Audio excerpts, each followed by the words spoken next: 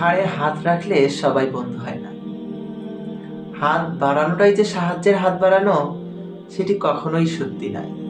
অনেকে ধাক্কা দেওয়ার জন্য হাত বাড়ায়।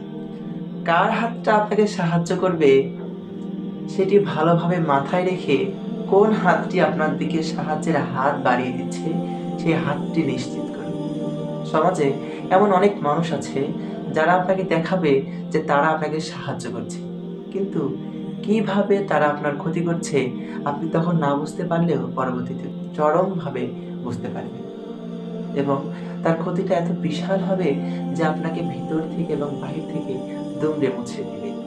তাই মানুষ চিনুন এবং সমাজের সকল মানুষের সাথে কিভাবে সমন্বয় সাধন করে চলাফেরা করবেন সেটি নিশ্চিত করুন। সমাজে অনেক মানুষ আছে, সেই মানুষ চেনার জন্য কোনো বই নেই। সব থেকে বড় বই হচ্ছে আপনার বিবেক। নিজের বিবেক এবং বুদ্ধি খাটান। দেখবেন মানুষের মুখোশের আড়ালে লুকিয়ে থাকা কুৎসিত চেহারাটি আপনার সামনে বের হয়ে আসে। অন্যকে ছোট করে নিজে কি এমন মহাপুরস্কার পাই আমরা, এই বিষয়টি আমি বুঝতে পারি না। চলুন অন্যকে অপমানিত নয়, উৎসাহ প্রদান করে তাকে সফলতার চরম শিখরে পৌঁছে দিই।